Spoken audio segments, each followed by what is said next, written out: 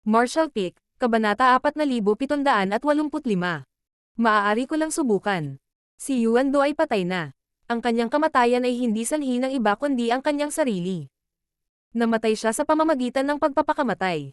Katulad lang ng ginawa ni Shizing sa High Heaven Territory noong nahaharap sa isang sitwasyon ng tiyak na kamatayan. Sa harap ng hindi malulutas na mga pagsubok, hindi siya nagpakita ng anumang pagtutol at pinili na lamang na putulin ang kanyang sigla. Ang kanyang mga aksyon ay lubhang mapagpasyahan. Ito ay isang ganap na hindi inaasahang sitwasyon. Ang dosenang mga high-grade masters ay hindi man lang nagkaroon ng pagkakataong kumilos.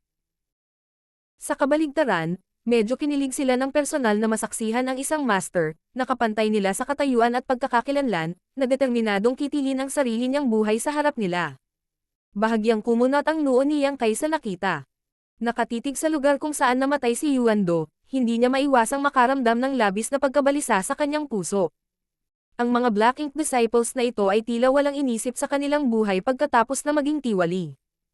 Ang pangyayaring ito ay lalo lamang siyang nagpamulat sa mga kakilakilabot ng Black Ink.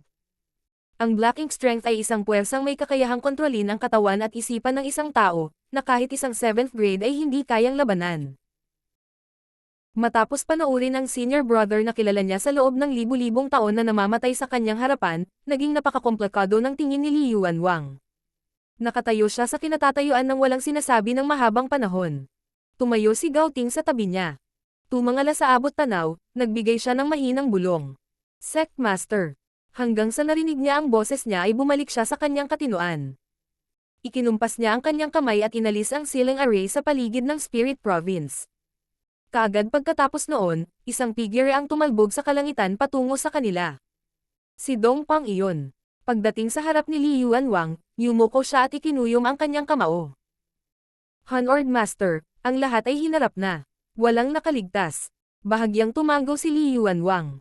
Nang imbitahan niya si Yuan Do, inayos din niya na sabay-sabay na makitungo ang iba kay Gulinger at sa iba pang Black Ink disciples. Maging si Jiang Yan, na umalis sa Langya Paradise noong nakaraan, ay nagkaroon ng 7th grade na bumubuntot sa kanya. Sa sandaling malapit na siya sa High Heaven Territory, automatiko silang aalisin ng mga ito. May nasawi ba? Tanong ni Li Yuanwang. Umiling si Dong Pang. Mayroong lumaban, ngunit walang nasawi. Tumango si Li Yuanwang. Sa kabaligtaran, nakahinga ng maluwag si Yang Kai nang marinig niya ang mga salitang iyon. Normal na magkaroon ng kaunting pagtutol sa harap ng kamatayan. Kung ang lahat ng Black Ink disciples ay may parehong tapang tulad ni na Shizing at Yuan Do na isakripisyo ang kanilang mga sarili, kung gayon ito ay masyadong nakakatakot. Gayunpaman, tila hindi lahat ay madaling baliwalain ang kanilang buhay. Kahit na ang Langya Paradise ay hindi nawala ng maraming tao sa insidenteng ito, ang 7th grade at ang iba pang 6th grade na nawala sa kanila ay mga taong may hawak na mahalagang posisyon sa sect o may napakataas na katanyagan. Ang pagkawala ng isa o dalawa sa kanila ay maaaring hindi pinansin, ngunit ang lahat ng mga ito ay biglang nawala ay tiyak na pumukaw sa mga hinala ng mga alagad. Natural, inihanda na ng Langya Paradise ang mga paraan upang harapin ang mga resulta. Nagkataon lang na maraming 6th grade na natalo sa mga kamay ni Yang Kai ang nagpahayag na sila ay papasok sa retreat pagkatapos ng pagsasanay. Ang pagkawala ni Gulinger at ng iba pa ay maaaring ipaliwanag sa pamamagitan ng pagsasabi na sila ay nag-retreat. Kung tungkol kay Yuan Do, ganoon din ang ilalapat sa kanya. Sa paglipas ng panahon, natural na hamupa ang mga alon. Maraming salamat sa inyong lahat na pumunta para tumulong sa usaping ito. Ang Langya Paradise ay walang hanggang pasasalamat. Inayos ni Li Yuanwang ang kanyang sarili at lumingon upang pasalamatan ang maraming high-grade masters na nakapaligid sa kanya. Kahit na hindi sila nagkaroon ng pagkakataon na kumilos dahil pinili ni Yuan Do na wakasan ang sarili, maaaring lumaban si Yuan Do kung hindi nila napanood ang sitwasyon mula sa malapit. Walang sinasabi kung kalabanan niya si Li Yuanwang sa ilalim ng pagpilit ng Black Ink Strength. Bahagyang tumango si Yu Xiangdai. Mula noong sinaunang panahon, ang Cave Heavens and Paradises ay palaging isang pamilya. Masyado kang magalang, Brother Li. Ang mga usapin ng Langya Paradise ay maaaring ituring na nalutas na. Gayunpaman, habang nagtatago sila dito, nanatili silang walang kamalay-malay sa sitwasyon ng kani-kanilang mga sekta. Bago pumunta sa Langya Paradise, nagpadala na sila ng mga mensahe pabalik sa kani-kanilang Cave Heavens at Paradises para ipaalam sa kanila ang tungkol sa muling pagpapakita ng Black Ink Strength. Kung natuloy ang lahat ayon sa plano, malamang na sinusuri ng Cave Heavens at Paradise ang kanilang sarili nitong mga nakaraang panahon. Sa paghusga mula sa kasalukuyang sitwasyon sa Langya Paradise, malabong umiral ang mga Black Ink disciples sa ibang Cave Heavens at Paradises. Gayunpaman, palaging may posibilidad.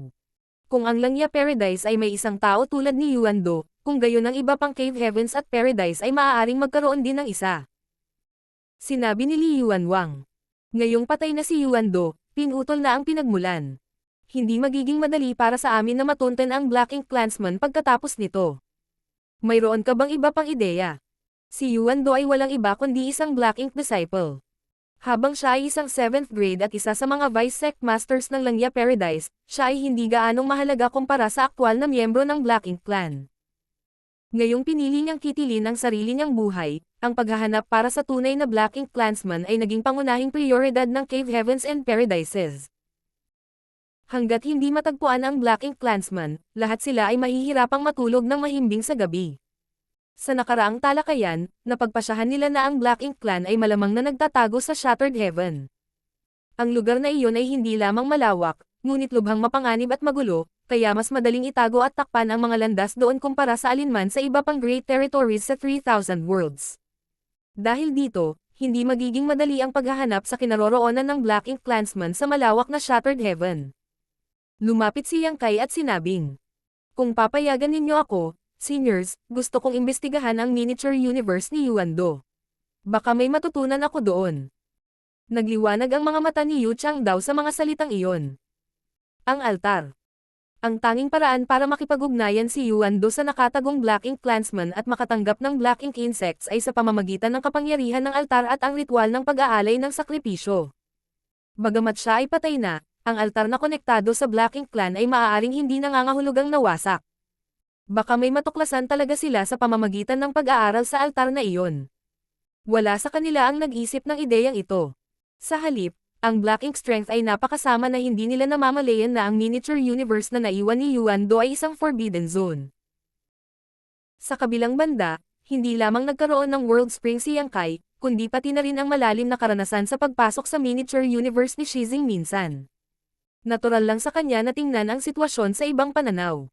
"Sigurado ka ba?" Nag-aalalang tanong ni Yu Xiangdai. Umiling si Yang Kai. "Maaari ko lang itong subukan." Paano siya nakakasigurado sa anumang bagay? Sa kabila ng pagsaksi sa mga aksyon ni Yuan Do sa panahon ng ritual ng pag-aalay ng sakripisyo, hindi niya maisip kung paano nakipag-ugnayan si Yuan Do sa Black Ink Clansman dati. Kahit na nagawa niyang makipag-ugnayan sa Black Ink Clansman, mas hindi siya sigurado kung matutuklasan nila na hindi siya bahagi ng Black Ink Disciples. Gayunpaman, ang pagbibigay ng gamot sa patay na kabayo ay hindi na makakasama pa sa kabayo. Kaya lang niyang gawin ang lahat ng kanyang makakaya sa sitwasyong ito. Hindi magkakaroon ng pagkakaiba kung wala siyang natutunan, ngunit kung may natutunan siya, tiyak na magiging isang kasiya siyang sorpresa. Mas mabuti pa kung matutukoy niya ang lokasyon ng pinagtataguan ng miyembro ng Black Ink Clan sa pamamagitan ng pagkakataong ito. Hindi kaagad nagbigay ng sagot si Li Yuanwang, sa halip, inactivate niya ang kanyang Divine Sense at nakipag-ugnayan sa iba pang high-grade masters sa mahabang panahon. Noon lang siya lumingon kay Yang Kai. "Mag-ingat." Ang mga salitang iyon ay nagpapahiwatig ng kanyang pagsang-ayon. Tumango si Yang Kai. Pasulong, naglakad siya patungo sa lugar kung saan namatay si Yuan Do. Si Yuan Do ay isang 7th grade, kaya ang miniature universe sa kanyang katawan ay ganap na na-materialize.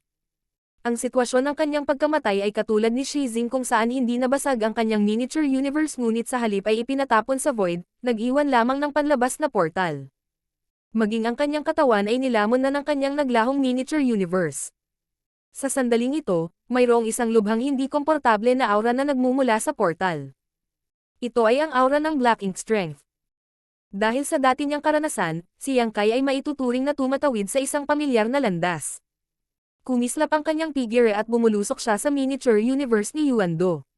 Tulad ng eksenang nakita niya ilang araw na ang nakalipas, ang miniature universe ni Yuan Do ay napakaitim.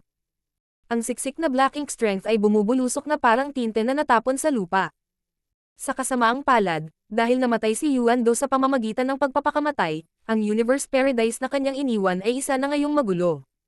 Dahil nabasag ang world barriers at nabaligtad ang tanawin, ngayon ay isa na itong masa ng mga nabasag na Spirit Province na maluwag na pinagsasama-sama.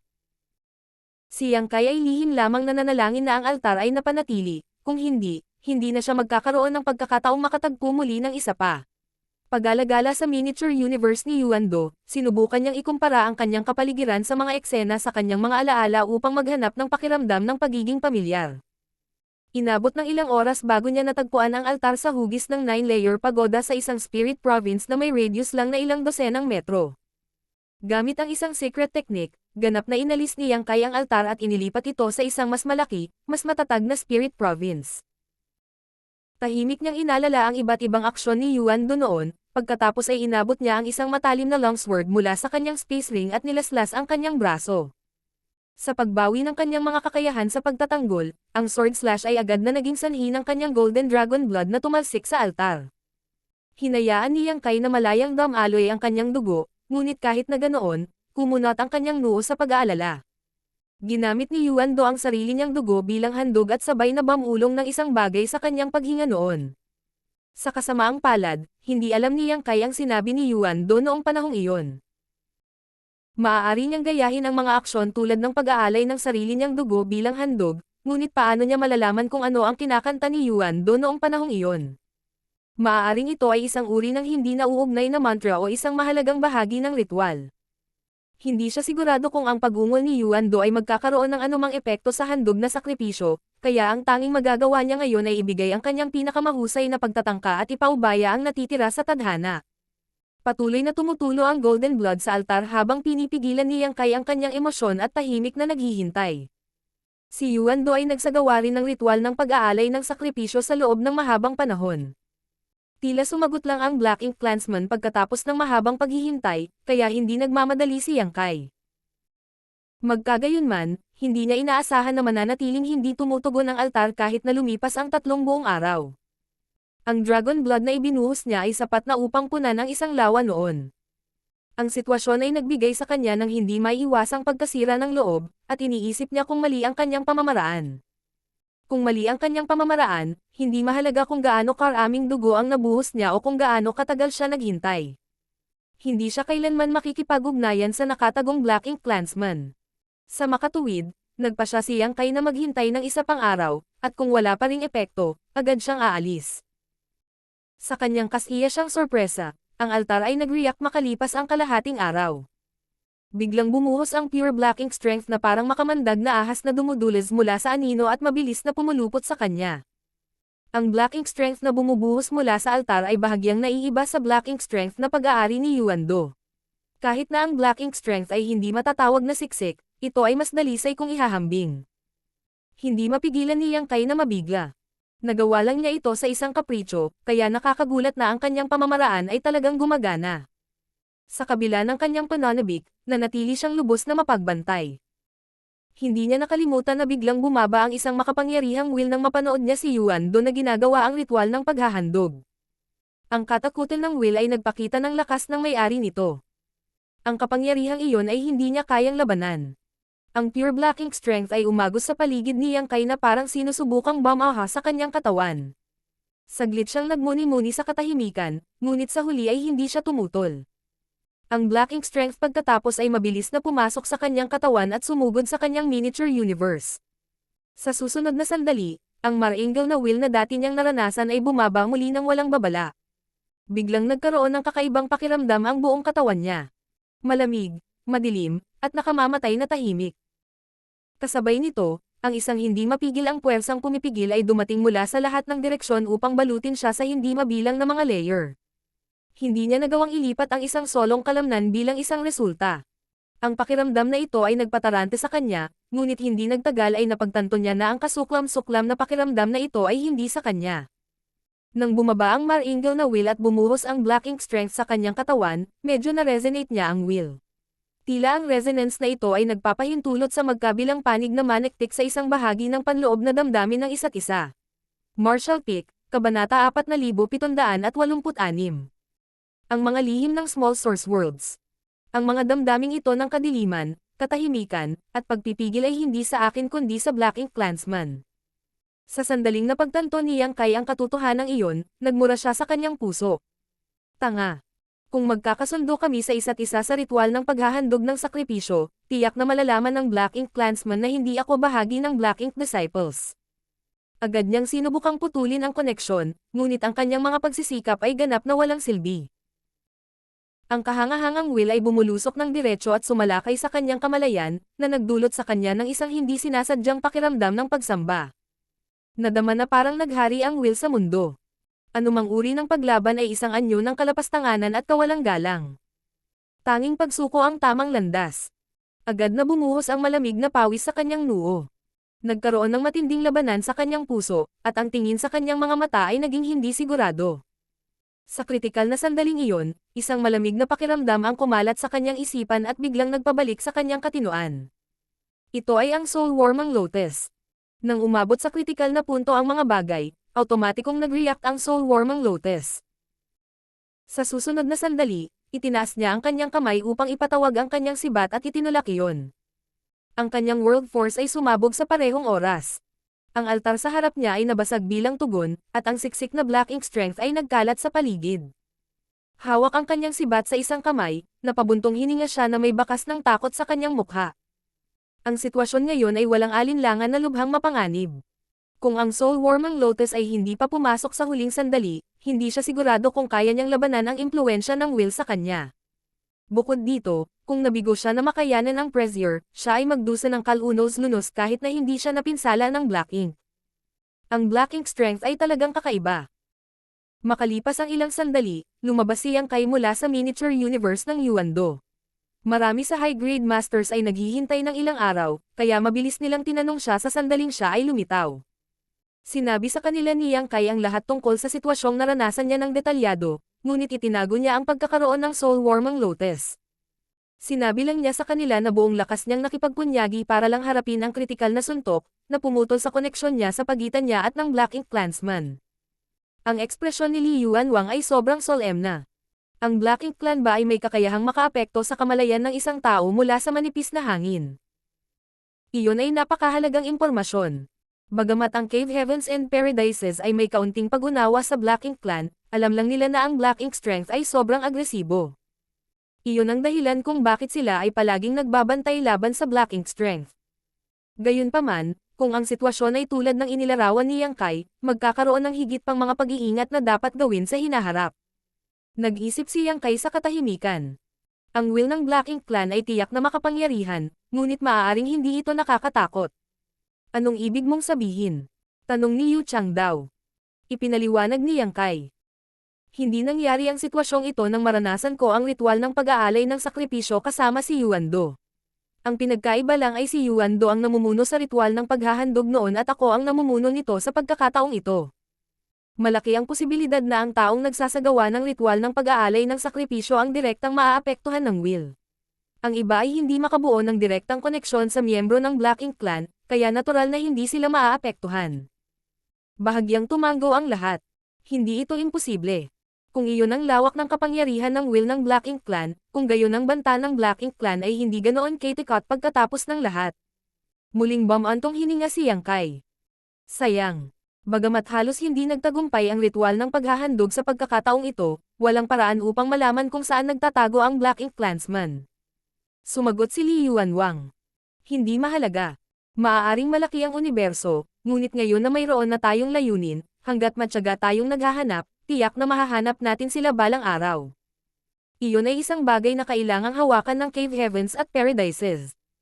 Hindi na ito isang bagay na kakayanin ni Yang Kai ng mag-isa. Narinig kong nasa iyo ang profound yin bamboo. Biglang lumingon si Li Yuanwang kay Yang Kai. Napakurap si Yang Kai. Maaaring kailangan ng lahat na umupo at pag-usapan ang bagay na ito. Dati niyang binuksan ang kanyang miniature universe at pinahintulutan ang iba na imbestigahan siya upang maalis ang hinala ng pagiging tiwali ng Black Ink.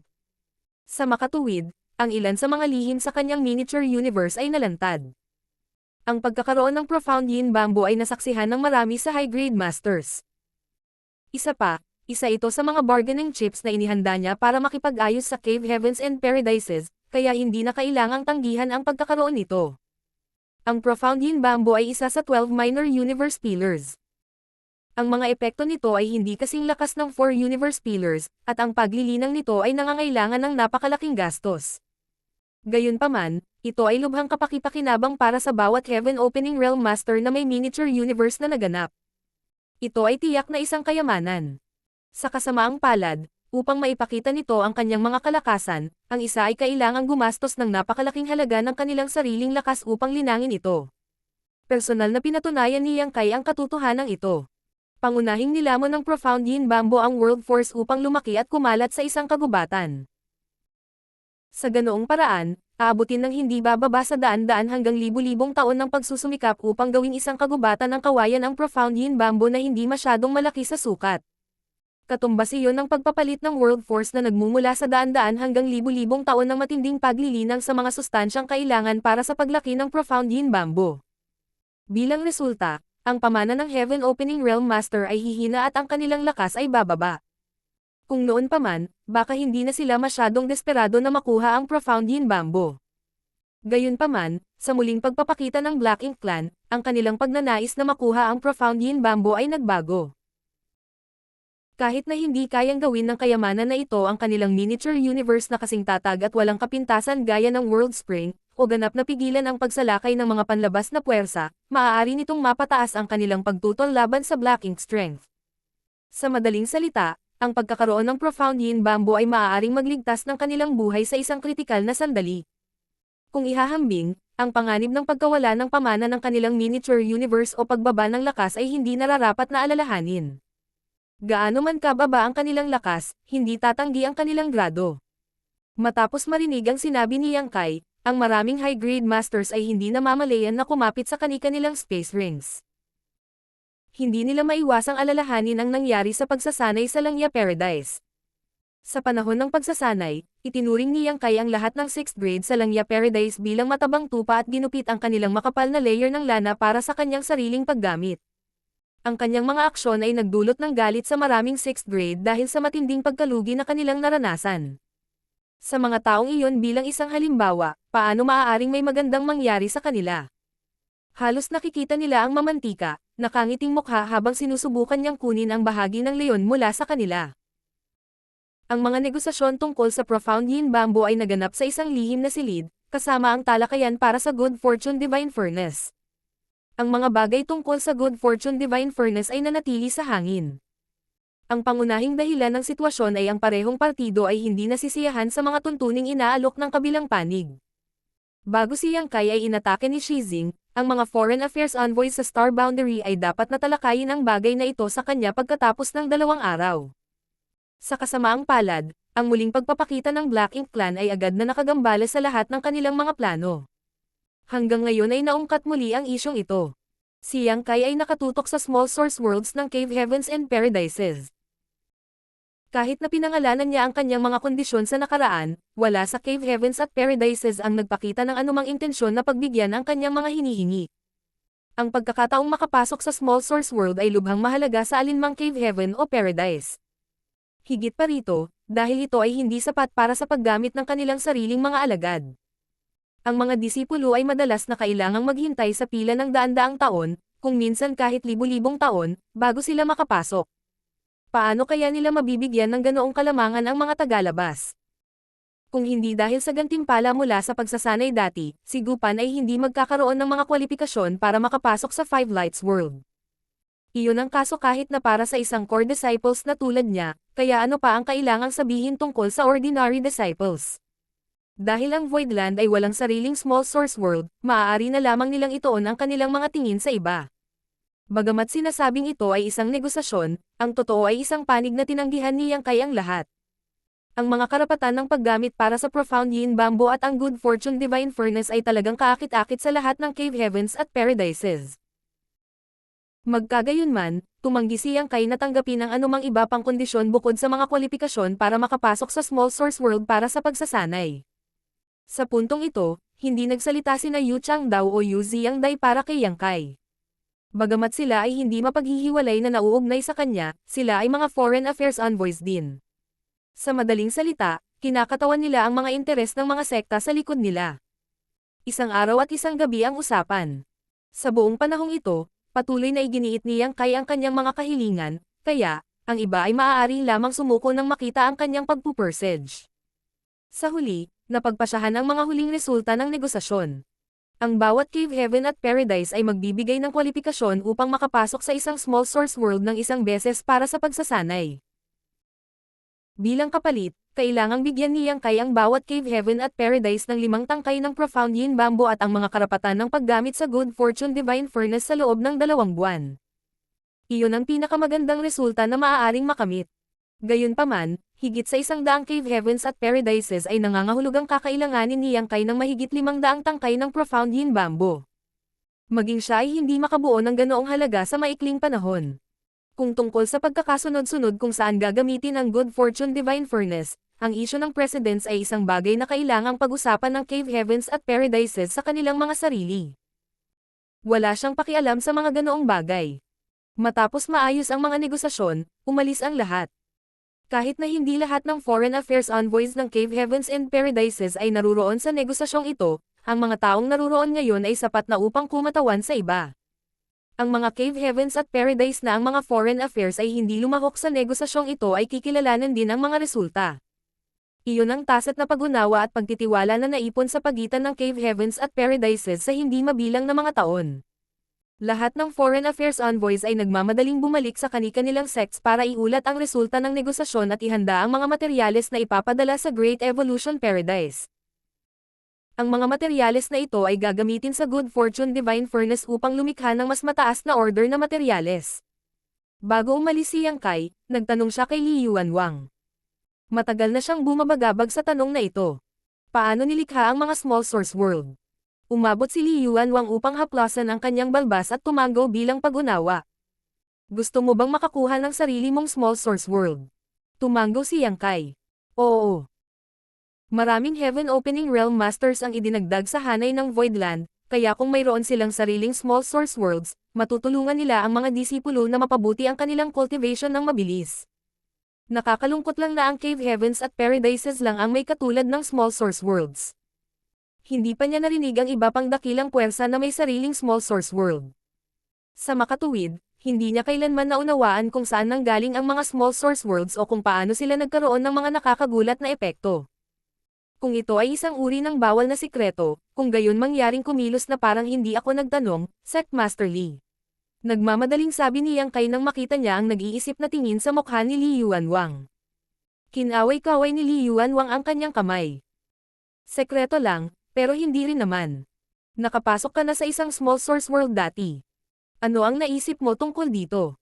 Naisip ni Yang Kai ang dati niyang karanasan sa Divine Armament World at sinabing, napakatotoo. Walang pakiramdam ng pagiging isang ilusyon. Ang mga dekada na ginugol niya habang nagsasanay sa Divine Armament World ay parang isang cycle ng reincarnation at muling pagsilang. Napakalalim ng kanyang impresyon sa karanasang iyon. Tumawa si Li Yuanwang. Siyempre, parang totoo. Iyon ay dahil ang tunay na kalikasan ng small source worlds ay nagmula sa Universe Paradises at sa Universe Cave Heavens. Natigilan si Yang Kai sa mga salitang iyon. Ang Universe Paradises at Universe Cave Heavens. Sect Master, ibig mong sabihin. Tanging ang miniature universe na naiwan pagkatapos ng pagkamatay ng high-grade masters ang matatawag na ganyan.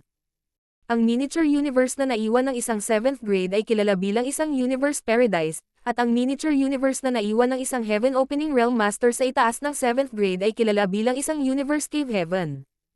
Bahagyang tumanggo si Li Yuanwang. Ito mismo ang iniisip mo. Ang lahat ng small source worlds ay nagmula sa miniature universe na naiwan ng high-grade masters. Paano naman yun? Si Yang Kai ay nabigla sa kaibuturan. Walang imposible tungkol dito. Tumawa ng mahina si Li Yuanwang. Ngunit, hindi lahat ng miniature universe na naiwan ng isang high-grade master ay magbabago sa isang small source world. Kung ganoon nga ang kaso, kung gayon ay marami pang small source world ang umiiral at hindi sana sila pinahahalagahan sa lawak na ito. Marshall Peak, Kabanata 4787. Bihira para sa mga tanging benepisyong umiiral. Mayroon bang espesyal na secret technique na kailangan para sa pagbabago? Matapang na nag-isip si Yang Kai. Umiling si Li Yuanwang bilang tugon. Ang pagbabago ay hindi dulot ng paggamit ng secret technique. Sa kabaligtaran, kailangan mong linangin ang isang partikular na secret art mula sa simula. Ang secret art na ito ay walang mga makapangyarihang katangian, kaya walang mga pakinabang sa isang labanan laban sa iba.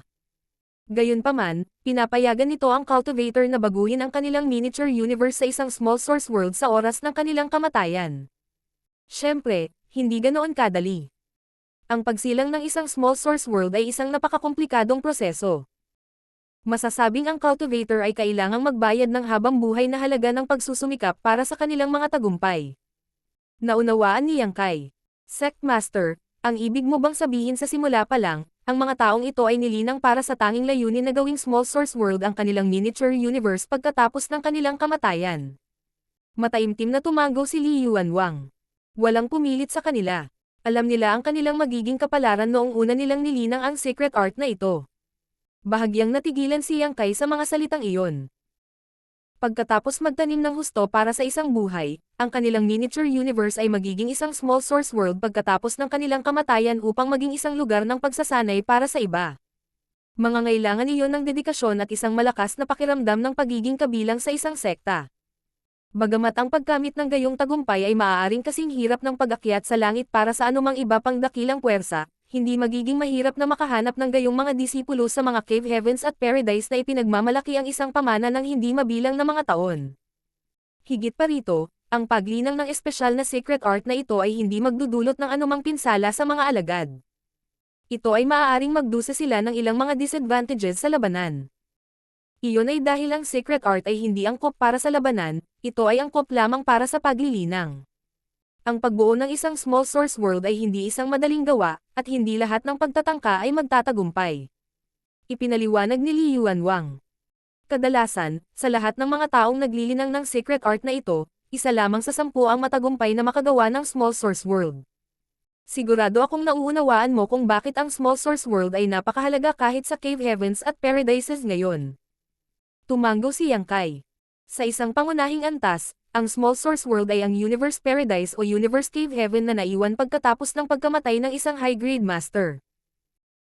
Ilang taon ang aabutin para lumaki ang isang cultivator mula sa isang ignorante na bata hanggang sa isang high-grade master bago tuluyang maabot ang katapusan ng kanilang buhay. Sa kabila ng napakatagal na paghihintay, 10% lang ang posibilidad na makagawa ng small source world sa huli. Paano hindi magiging mahalaga ang isang small source world? Biglang may naisip si Yang Kai. Kung ganoon nga, ibig sabihin ba nito ay totoo ang lahat ng buhay na nilalang sa small source world? Tumango si Li Yuanwang. Siyempre. Ang mga alagad na naglilinang ng secret art na ito ay hindi kailanman sasali sa labanan, kaya sisimulan nilang palakihin ang mga buhay na nilalang sa kanilang mga katawan upang mabuo ang mga world principles sa kanilang miniature universe sa sandaling sila ay sumulong sa high-grade master at ang kanilang miniature universe ay nagbabago mula sa hindi material tungo sa material. Ang kasaganaan ng mga naninirahan sa loob ay sapat na upang magarantya na ang world force ng small source world ay patuloy na tataas kahit na pagkatapos ng kanilang pagkamatay. Higit pa rito, ang iba't ibang mga alituntunin na ipinasya ng master bago ang kanyang kamatayan ay magiging layunin ng mga disipulo na papasok sa small source world sa hinaharap. Sa pagkamit ng layuning ito, matagumpay na matatapos ang kanilang pagsasanay. Ang mga disipulo ay magkakaroon ng pagkilala sa world principles ng small source world at makakatanggap ng malalaking benepisyo. Inihayag ni Yang Kai ang isang hitsura ng pag-unawa. Ang panuntunan ng Divine Armament World, na pinasok niya para sa pagsasanay dati, ay upang makuha ang isa sa 10 Divine Armaments. Sa huli, lumampas siya at kumuha ng 3 sa isang pagkakataon na nagresulta sa isang malaking pagkawala sa pamana ng Divine Armament World. Nang lumabas siya sa Divine Armament World, ang Yin-Yang Cave Heaven Ancestor na namamahala dito ay tila nagalit sa kanya. Iyon ay dahil ang mga resulta ng kanyang pagsasanay ay katumbas ng pagkaubos ng mga pagkakataon sa pagsasanay ng ilang mga alagad. Sa wakas ay naunawaan niya kung bakit hindi siya tinanggihan ng mga tao noong una siyang pumasok sa Divine Armament World. Sa kabaligtaran, tinanggap nila ang kanyang presensya bilang isang bagay ng kurso. Ang lahat ay salamat sa mga epekto ng World Principles ng Small Source World, at ang mga patakarang ito ay binuo ng Master ng Small Source World bago ang kanyang kamatayan. Sa pangkalahatan, karamihan sa mga Small Source World na kabilang sa Cave Heavens at Paradises ay itinatag sa Universe Paradises. Napakakaunting mga Small Source World na ginawa mula sa Universe Cave Heavens. Patuloy ni Li Yuanwang. Ang Universe Paradise ay ang pamana na naiwan pagkatapos ng pagkamatay ng isang 7th grade master, kaya bukas ito sa anumang heaven opening realm sa ibaba ng 7th grade para sa pagsasanay at mga benepisyo. Sa kabilang banda, Ang Universe Cave Heaven ay ang legacy na naiwan pagkatapos ng pagkamatay ng isang 8th grade master. Kaya naman ang 7th grade masters lang ang kwalipikadong pumasok. Naiintindihan ni Yang Kai. Para sa isang 7th grade master, hanggat ang isa ay direktang sumulong sa 5th grade kapag sila ay sumulong sa Heaven Opening Realm, pagkatapos ay maaabot nila ang mga limitasyon ng 7th grade pagkatapos ng hindi mabilang na taon ng paglilinang. Ang gayong mga disipulo ay matatagpuan sa kasaganaan sa Cave Heavens and Paradises. Sa kabilang banda, iba ito pagdating sa mga maaaring mag-cultivate sa 8th grade. Sila ang magiging core na disipulo ng sekta, tulad ni Gupan. Ang mga alagad na may ganoong kakayahan ay magiging mga haligi ng kani-kanilang mga sekta kung sila ay ganap na bubuo, kaya paano magiging handa ang kanilang mga sekta na hayaan silang linangin ang espesyal na secret art na ito. Gayunpaman, palaging may mga pagbubukod sa lahat. Ang ilan sa mga piniling disipulo ay maaaring hindi nagpakita ng namumukod tanging kakayahan noong sila ay bata pa, ngunit habang sila ay naglilinang, ang kanilang mga talento ay nagniningning at mas maliwanag. Sa makatuwid, naging posible para sa kanila na direktang sumulong sa 6th grade. Sa takdang panahon, ang mga disipulong ito ay aabot sa katapusan ng kanilang mga buhay pagkatapos umakyat sa 8th grade, na iiwan ang Small Source World sa ranggo ng Universe Cave Heavens. Sa malawak na universo kung saan umiral ang 108 Cave Heavens at Paradises, mayroong daan-daang Small Source Worlds. Magkagayunman, tila wala pang 10 Cave Heavens at Paradises na may Small Source World sa antas ng Universe Cave Heaven. Ang paglilinang ng 7th grade masters sa 10 ito o higit pang Cave Heavens at Paradises na nagmamay-ari ng Small Source World sa ranggo ng Universe Cave Heaven ay mas mabilis na uunlad kaysa sa iba pang Cave Heavens at Paradises. Sa paglipas ng panahon, ang pagsilang ng 8th grade masters ay dahan-daang tataas sa bilang at dalas. Ang pamana ay isang bagay na naipon sa hindi mabilang na mga taon pagkatapos ng lahat. Hindi lang iyon. Biglang may naalala si Yang Kai. Kung ganoon talaga, ano ang nangyayari sa daloy ng oras sa Small Source Worlds? 2 buwan lang ang lumipas sa panahon ng kanyang pagsasanay sa Divine Armament World, ngunit ang oras na talagang ginugol niya sa Divine Armament World ay higit sa ilang dosenang taon. Ang daloy ng oras sa Small Source World ay masyadong naiiba kumpara sa labas ng mundo. Kailangang sabihin na naabot na niyang kay ang 6th layer ng time daw, transcend beyond the ordinary to reach the extraordinary. Gayunpaman, nagawa lang niyang doblehin ang daloy ng oras sa kanyang miniature universe kumpara sa labas ng mundo.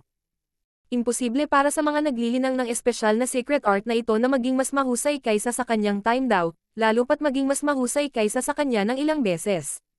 Sa pagtingin na ang Universe Paradise o Universe Cave Heaven ang asensya ng Small Source World, walang paliwanag para sa pinabilis na daloy ng oras na ito. Ang bawat Cave Heaven at Paradise ay pinag-isipan ang tanong na ito noon pa, ngunit wala pang malinaw na sagot hanggang ngayon. Kumunot ang noo ni Yang Kai at nagtanong. Sino ang lumikha ng secret art na ito? Sumagot si Li Yuanwang. Ito ay ipinasa mula noong sinaunang panahon. Ang secret art na ito ay isang bagay na umiral na bago pa man nabuo ang Cave Heavens at Paradises. Kahit ngayon, ang Cave Heavens at Paradises ay simpleng natututo mula sa karunungan ng nakaraan. Ito ay lumabas na ang secret art ay ipinasa mula pa noong sinaunang panahon, kung saan napakaraming oras ang lumipas para sa anumang bagay upang maberipika. Biglang nalungkot si Yang Kai. Kamakailan ay nakatagpo siya ng maraming bagay na nagmula sa isang panahon na malayo sa nakaraan. Totoo iyon para sa Black Ink Giant Spirit God sa Black Ink Silang Land, sa Black Ink Clan, at maging sa espesyal na secret art na ito.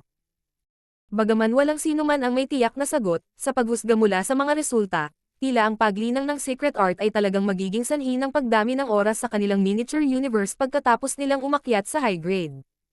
Iyon ay isang pagpapabuti ng kahit 10 beses. Nagningning ang mga mata ni Yang Kai nang marinig niya ang mga salitang iyon. Mayroon ba talagang magandang bagay? Kung iyon nga ang nangyari, talagang malaking tulong iyon sa Heaven Opening Realm Masters kung tutusin, nararamdaman na niyang kay ang mga benepisyo kahit na ang daloy ng oras sa kanyang miniature universe ay doble lamang ng bilis ng labas ng mundo. Ang mga lumaki sa kanyang miniature universe ay bubuo ng World Force, at sa ilalim ng parehong mga pangyayari, dobleng benepisyo ang nararanasan niyang kay kumpara sa iba sa mga katulad na sitwasyon. Natural lang na mas mabilis din ang kanyang paglaki. Sa pagsasalita dito, walang maraming tao na tulad niya sa malawak na universo na maaaring magpalaki ng mga buhay na nilalang sa kanilang miniature universe nang walang anumang pag-aalala. Hindi na kailangang magsalita pa tungkol sa 6th grade at 7th grade masters. Ang 6th grade ay walang ganoong kwalifikasyon, at ang 7th grade ay halos wala rin. Tanging ang 8th grade lang ang magsisikap na magpalaki ng mga buhay na nilalang sa kanilang miniature universe at kahit noon pa man ay kakaunti ang gumawa. Sa tingin mo ba ito ay isang magandang bagay? Sinulyapan ni Li Yuanwang si Yang Kai na may kakaibang kalahating ngiti. Baka naman may disadvantage. Kumunat ang noo ni Yang Kai. Napabuntong hininga si Li Yuanwang. Ang mga naglilinang ng secret art na ito ay karaniwang panandalian. Kung ikukumpara sa kanilang mga kapatid sa parehong realm, ang kanilang mga lifespan ay malamang na maging napakaikli pagkatapos nilang umakyat sa 7th grade. Salamat sa impluwensya ng secret art, ang daloy ng oras sa kanilang miniature universe ay nakakaapekto rin sa kanila. Natigilan si Yang Kai sa mga salitang iyon. Kung ang isang ordinaryong tao ay nabubuhay ng isang taon, ang parehong tagal ng panahon ay katumbas ng 10 o ilang 10 taon sa kanila. Paano sila mabubuhay ng mahabang buhay sa gayong mga kalagayan? Ang oras na kanilang naranasan ay katumbas ng daloy ng panahon sa kanilang miniature universe. Iyon ay ibang-iba sa naranasan ni Yang Kai kung saan ang daloy ng oras sa kanyang miniature universe ay maaaring doble sa ordinaryong bilis, ngunit iyon ay dahil sa kanyang pag-unawa sa time daw kaya walang pinsalang ginawa sa kanya. Sa mundong ito, napakabihirang magkaroon lamang ng mga benepisyo. Walang perpekto sa mundong ito. Muling bumantong hininga si Li Yuanwang. Katulad ng Black Ink Strength, iyon ay isang bagay na maaaring makalusot sa mga tanikala ng Heaven Opening Realm na nasa lugar mula pa noong sinaunang panahon at pinahintulutan ang cultivator na sumulong ng walang-walang pagsasaalang-alang sa kanilang sariling mga limitasyon. Sa kasamaang palad, ang mga napinsala ng Black Ink Strength ay magiging ibang tao sa kabuuan. Iyon ay pareho para sa espesyal na secret art na ito. Kahit na ang secret art ay maaaring dagdagan ang daloy ng oras sa kanilang miniature universe ng ilang beses, ang secret art ay ubusin ang habang buhay ng cultivator bilang kapalit. Natahimik sandali si Yang Kai bago siya nagsalita. Sect Master, pwede ko bang tingnan itong secret art? Lumingon si Li Yuanwang kay Yang Kai. Plano mo bang linangin ang secret art? Hindi magandang ideya iyon. Umiling si Yang Kai. Gusto ko lang tingnan. Pahintulutan akong magsalita ng totoo. Sect Master, alam ko ang kaunti tungkol sa time daw at maaaring may makuha ako mula sa secret art. Labis na nagulat si Li Yuanwang. Naglilinang ka rin ng time daw. Ang kahusayan ni Yang Kai sa Dao of Space ay isang bagay na alam ni Li Yuanwang. Sa pagsasanay na nagpagulo sa daan-daang 6th grade sa Langya Paradise, hindi magiging kalaban ni Yang Kai kung hindi siya bihasa sa Dao of Space, anuman ang kanyang lakas.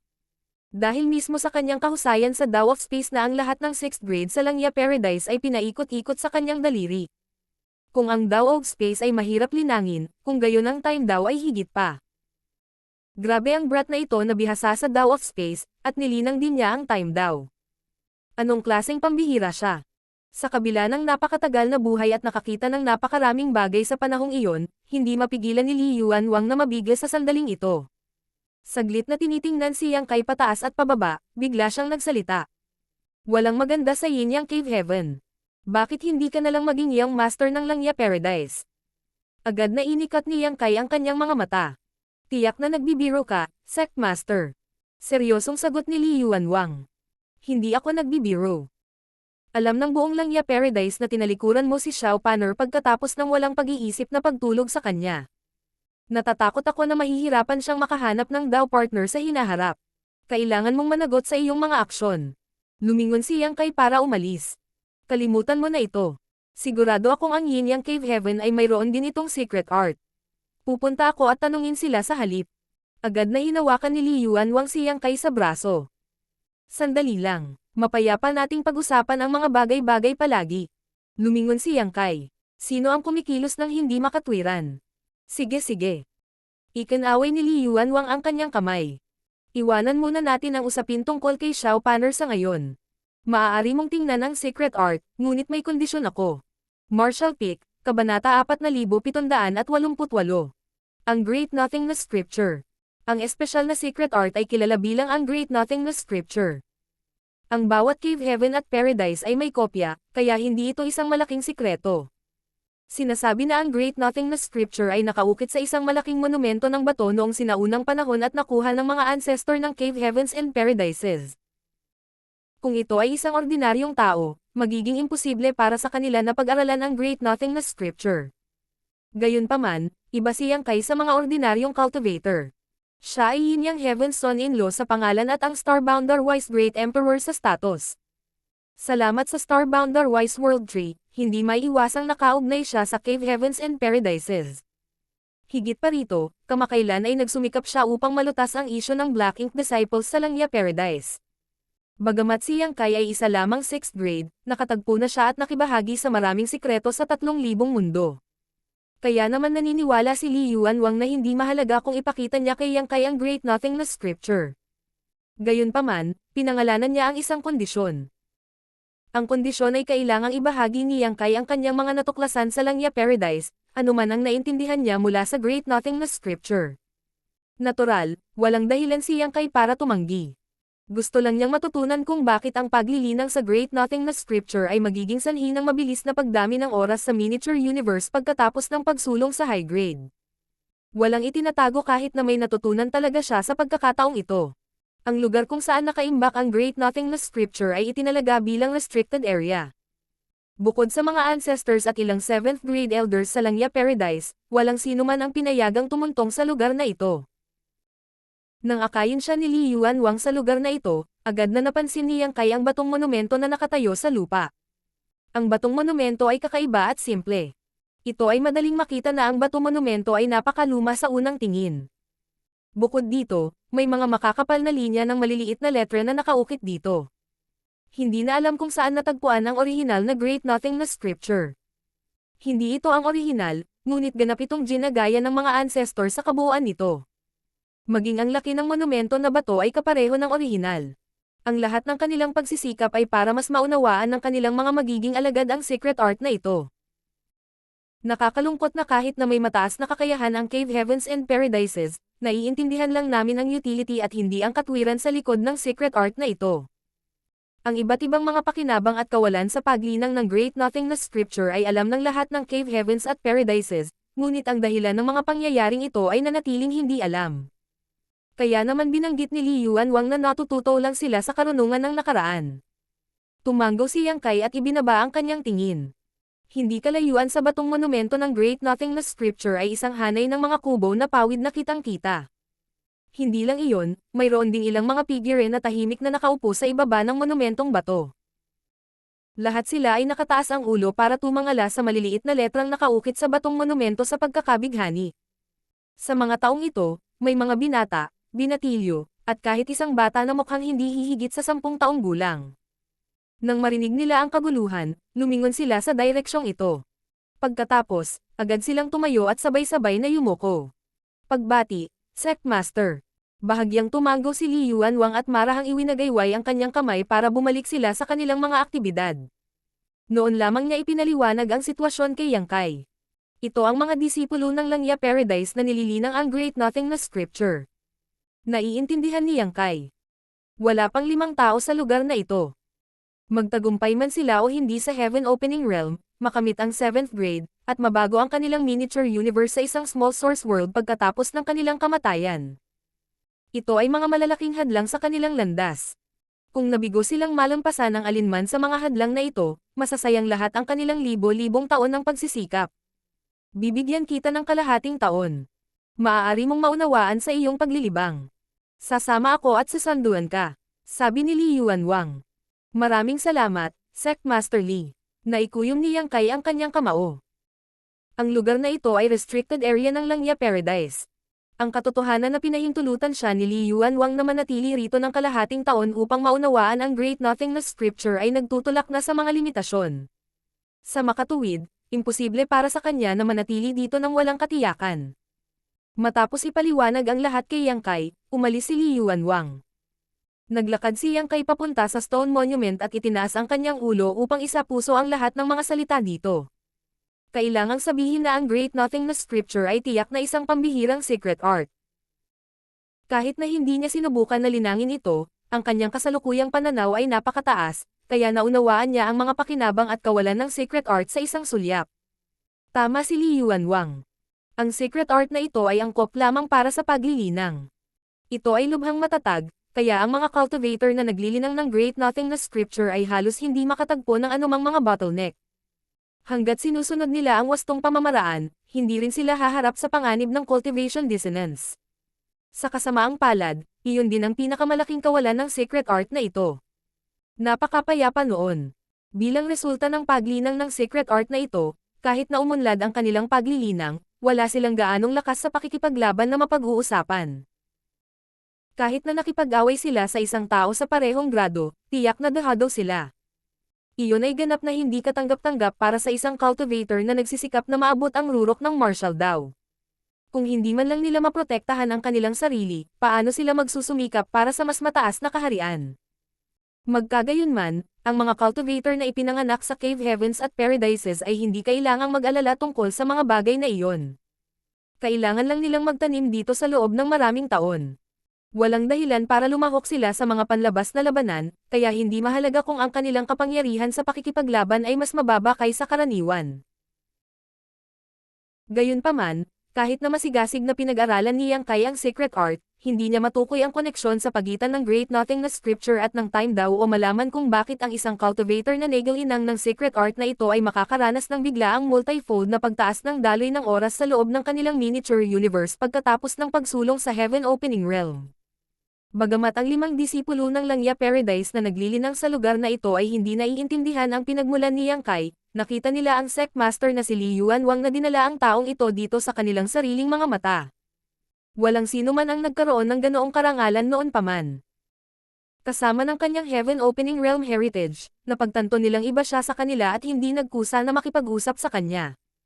Hindi sila pinansin ni Yang Kai at humanap ng lugar na mauupuan sa ilalim ng stone monument para maunawaan ang mga misteryo ng Great Nothingness Scripture. Lumipas ang 3 buwan sa isang kisap mata. Sa puntong ito, nabigkas na ni Yang Kai ang buong Great Nothingness Scripture pabalik.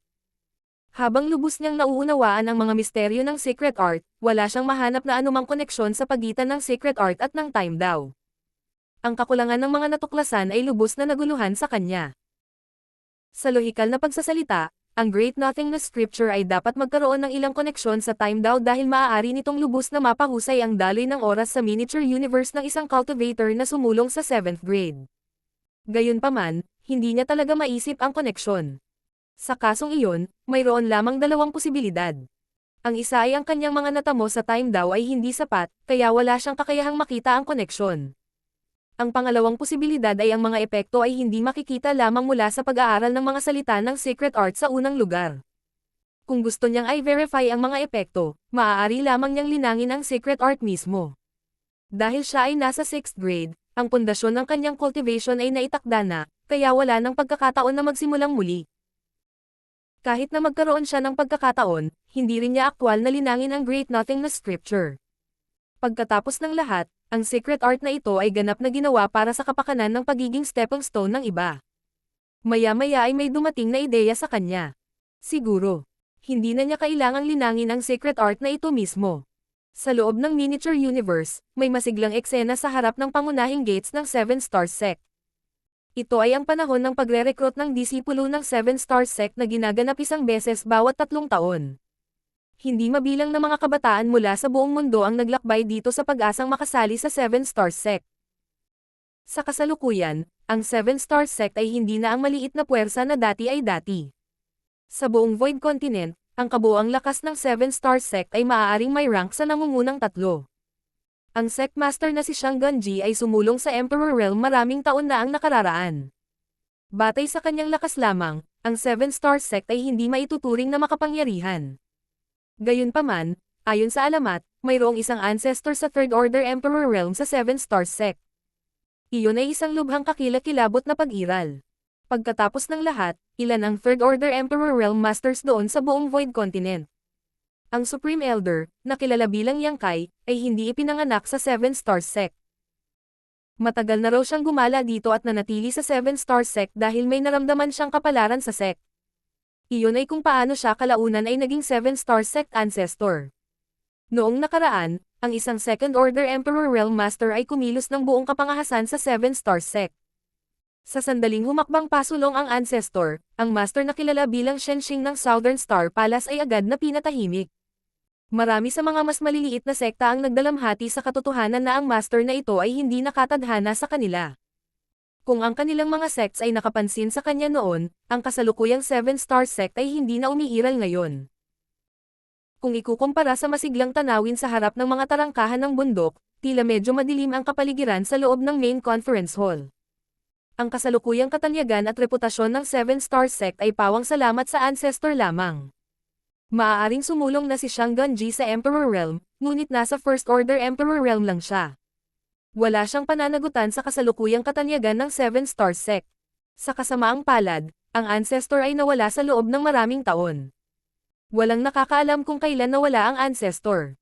Nang bumisita si Shang Gunji isang araw, natuklasan niya na ang spirit peak kung saan nakatira ang ancestor ay ganap na walang tao. Maging ang dalawang alagad na kinuha ng ancestor ay hindi nakita. Nagulat si Shang Gunji sa natuklasan. Noong una, inakala niya na kinuha lang ng ancestor ang kanyang mga disipolo para sa pagsasanay at babalik din siya kaagad. Taliwas sa kanyang mga inaasahan, ang ancestor ay nanatiling wala kahit saan upang makita pagkatapos ng maraming taon. Higit pa rito, walang nakatiting na bakas ng kinaroroonan ng ancestor sa Void Continent.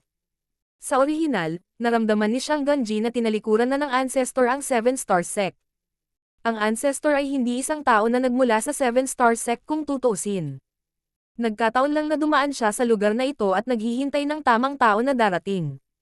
Dahil natagpuan niya ang taong hinihintay niya, bakit siya mananatili sa Seven Star Sect? Gayunpaman, hindi nagdamdam si Shang Gunji. Ang tanging dahilan kung bakit maaaring tamasahin ng Seven Star Sect ang kasalukuyang reputasyon at katayuan nito ay ang lahat ay salamat sa ancestor. Naiinis lang siya sa kanyang sarili dahil sa pagiging mahina para protektahan ang pundasyong itinatag ng ancestor noon. Kahit na ang impormasyong ito ay itinatago sa loob ng mahabang panahon, walang bagay na tulad ng isang pader na walang mga butas. Marami sa nangungunang 10 sect sa Void Continent ang kasalukuyang nanonood ng Seven Star Sect ng maingat. Bakit kaya maraming Emperor Realm Masters ang darating para obserbahan ang disciple recruitment ngayong taon? Ito ay isang magiliw na pagbisita sa pangalan, ngunit ito ay talagang isang pagsubok. Bagamat hindi mapapawi ang Seven Star Sect kung mabaigo silang malampasan ang sakunan na ito, tiyak na magdudulot ng matinding dagok ang kanilang reputasyon. Magiging katatawanan sila kung kumalat ang balita sa publiko. Kung nangyari iyon, ang paghahanap ng mabubuting alagad ay magiging mahirap sa hinaharap. Ang mga tao sa main conference hall ay nag-brainstorming ng iba't ibang mungkahi. Bagamat maraming magkakaibang opinyon, wala ni isa sa kanila ang makabuo ng magandang solusyon sa kanilang kasalukuyang problema.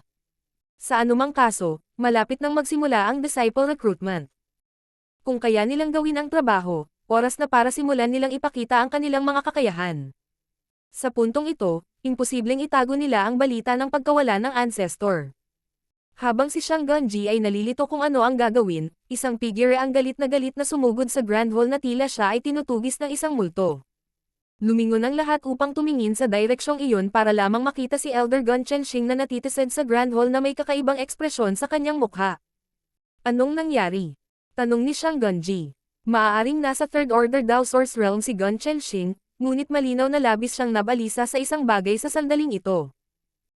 Parang hinihingal, napabulalas siya na may halong pagtataka at saya.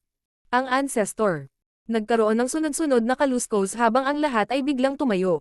Tanong ni Shang Gunji sa nanginginig na boses. Mayroon ka bang balita tungkol sa ancestor? Sa kabila ng pagtatanong sa loob ng maraming taon, walang balita tungkol sa ancestor. Walang sinabi kung ito ay isang pagpapala o isang sumpa para sa naturang impormasyon na lumitaw ngayon. Itinuro ni Gun Chenxing ang likod niya. Nasa viewing platform ang ancestor. Ano? Halos hindi makapaniwala si Shang Gunji sa kanyang narinig. Pagkaraan ng ilang sandali na natulala, nagmamadali siyang lumabas kasama si Gun Chenxing na mahigpit na nakasunod sa likuran. Kasunod ng mabilis na pag-uusap sa daan, sa wakas ay nalaman ni Shang Gunji na ang ancestor, na nawala sa loob ng maraming taon, ay biglang lumitaw sa viewing platform ngayon.